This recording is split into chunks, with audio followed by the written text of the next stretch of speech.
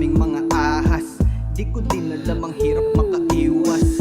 Kahit na anong aking gawing balikwas, dapat ay matibay, manatili na matigas. Hindi yan sa'kin uubra. Panoorin mo ko pare kung paano kumubra. Mga pasani na dala, sinabay sa nakarolyo, tapos sinindihan at binuga ko ng binuga. Ang buhay ay laging gawing makulay. Ang buhay ay laging gawing mo kulay.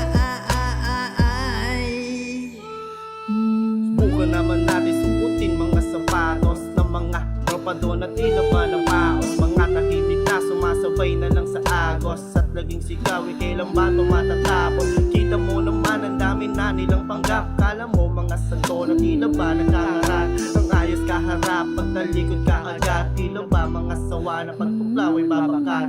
Gising na tulog, hoy, huwag kang maulol. Madalas ganyan at talaga't ginagawang ulol ng sistema na ito. Lampas 17, ginagawa nila, hindi pa ba napagtanto. Bansa na ang gulo, tas ang dami ding palo. Di ko na alam, sino ba ang totoo? Asan ang prinsipyo nyo? Mga nagbalat kayo, at pagiging makatao ay hindi tugma sa'yo. Buhay ay laging gawing makulay. Ang buhay ay laging gawing mo kulay.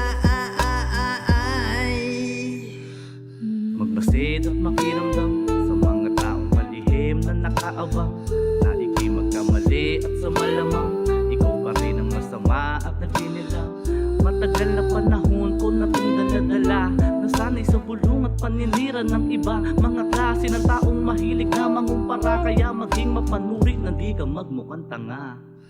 Sadyang mapaglaro ang panahon at ang tadhana, hindi puso kundi utak ang dapat pinapagan. Kung wala kang malapitan sa oras ng kagipitan, ang sagot sa katanungan ay wala kang pakinabang. Sa mata ng natulungan na tinuring mong kaibigan, huwag kang uupo sa mesang ikaw mismo mampulutan. Isipin mong maigi, dapat mong mapagtanto, di bali ng kaunti basta lahat sa'yo totoo.